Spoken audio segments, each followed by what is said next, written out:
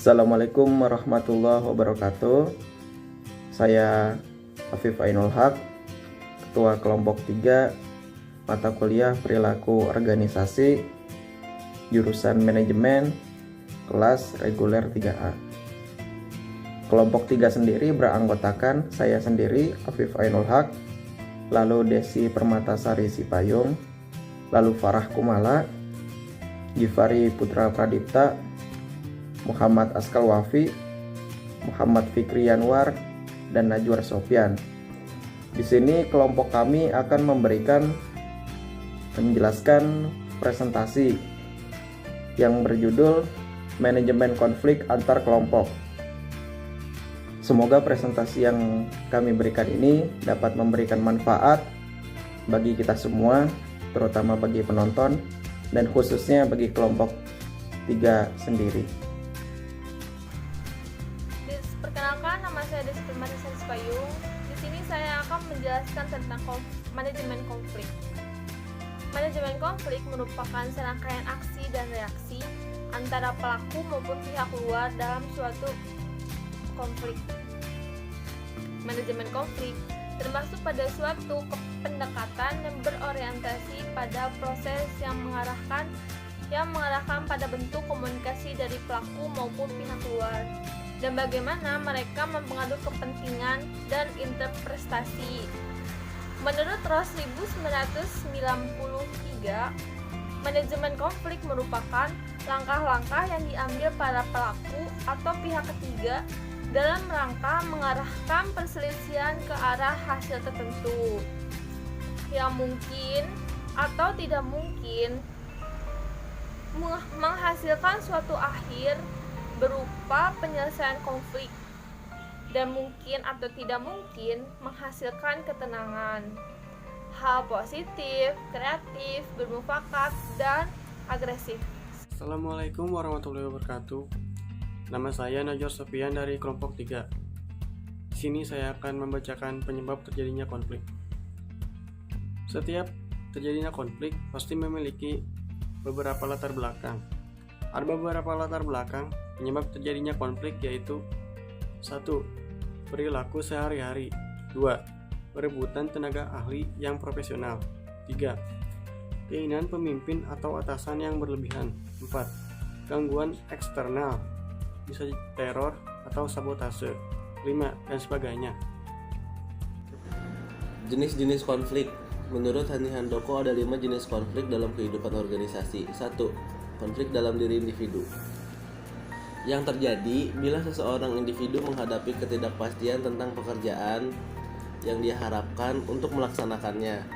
Bila berbagai permintaan pekerjaan saling bertentangan, atau bila individu diharapkan untuk melakukan lebih dari kemampuannya. 2. Konflik antar individu dalam organisasi yang sama. Dalam hal ini sering diakibatkan oleh perbedaan-perbedaan kepribadian. Konflik ini juga berasal dari adanya konflik antar peranan seperti antara manajer dan bawahan. Konflik antara individu dan kelompok yang berhubungan dengan era individu menanggapi tekanan untuk keseragaman yang dipaksakan oleh kelompok kerja mereka. Sebagai contoh, seorang individu mungkin dihukum atau diasingkan oleh kelompok kerjanya karena melanggar norma-norma kelompok. Konflik antar kelompok dalam organisasi yang sama karena terjadi pertentangan antara kelompok. Konflik antar organisasi yang timbul sebagai akibat bentuk persaingan ekonomi dan sistem perekonomian suatu negara.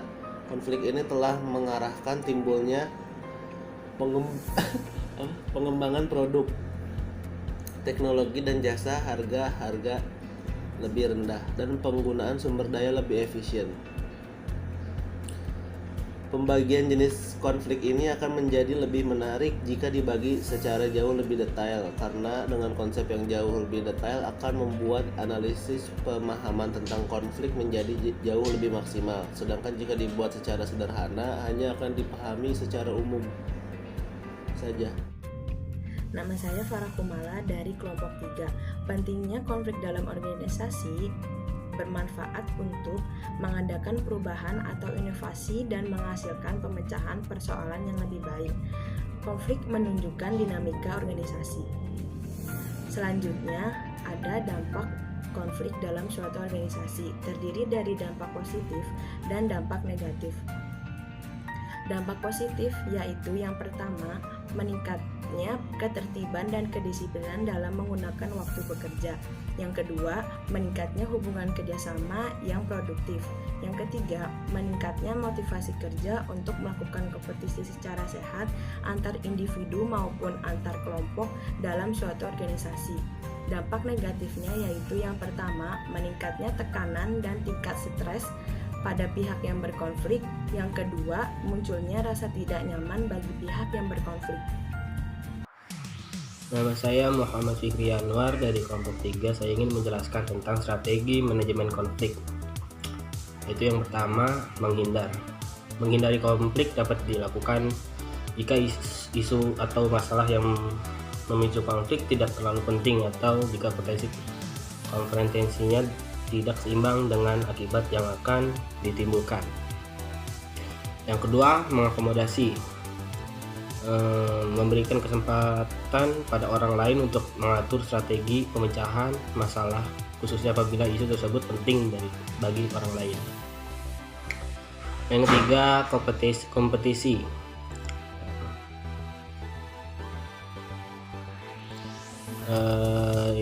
Kompetisi juga bisa digunakan sebagai strategi untuk mencari yang lebih baik.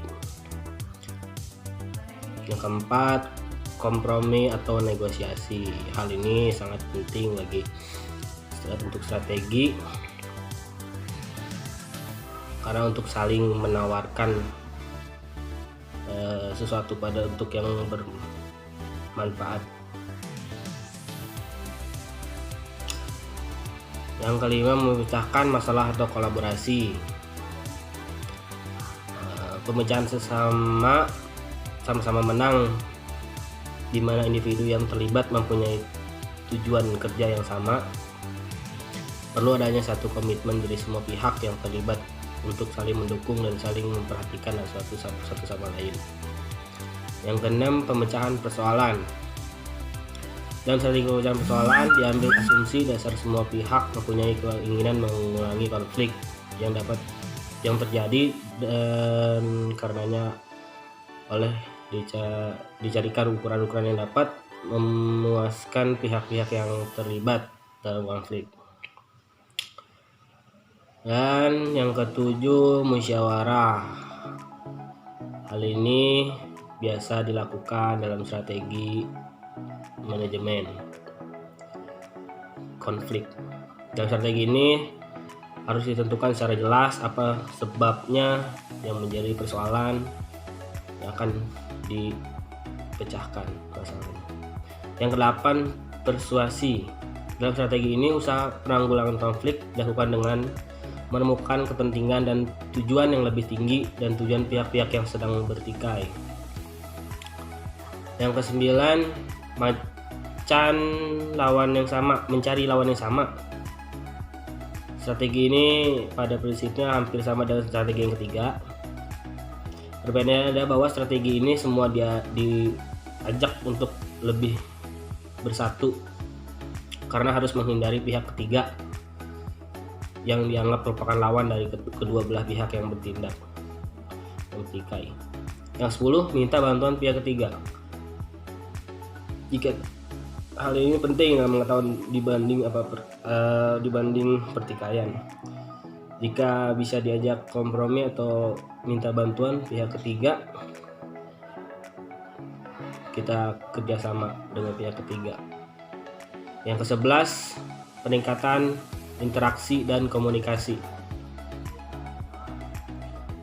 Alasan penggunaan strategi ini adalah bahwa bila pihak-pihak yang dikonflik dapat meningkatkan interaksi dan komunikasi mereka. Yang ke-12, latihan kepekaan. Jadi antara organisasi atau suatu kelompok dalam strategi manajemen konflik bisa dilakukan dengan kepekaan, yaitu saling jujur apa yang masalah, unek-unek di suatu organisasi satu ke yang lainnya biar bisa dipecahkan masalahnya. Sekian, terima kasih. Untuk bab 3 selanjutnya adalah kesimpulan. Dari kesimpulan ini saya akan menyimpulkan yang mana manajemen konflik merupakan serangkaian aksi dan reaksi antara pelaku maupun pihak luar dalam suatu konflik. Manajemen konflik termasuk pada suatu pendekatan yang berorientasi pada proses yang mengarahkan pada bentuk komunikasi, termasuk tingkah laku dari pelaku maupun pihak luar dan bagaimana mereka mempengaruhi kepentingan interens dan interferensi. Konflik dapat terjadi dalam organisasi apapun. Untuk itulah, manajer atau pimpinan dalam organisasi harus mampu mengelola konflik. Harus mampu mengelola konflik yang terdapat dalam organisasi secara baik, agar tujuan organisasi dapat tercapai tanpa hambatan-hambatan yang menciptakan terjadinya konflik. Terdapat banyak cara dalam penanganan konflik. Manajer atau pimpinan harus mampu mendiagnosis sumber konflik serta memilih strategi pengelolaan konflik yang sesuai hingga diperoleh solusi tepat atas konflik tersebut. Dengan pola pengelolaan konflik yang baik, maka akan diperoleh pengalaman dalam menangani berbagai macam konflik yang akan selalu terus terjadi dalam organisasi. Sekian presentasi dari kelompok 3. Semoga kita semua dapat mengambil manfaat dari presentasi yang telah kami jabarkan tadi. Kurang lebihnya mohon maaf. Assalamualaikum warahmatullahi wabarakatuh.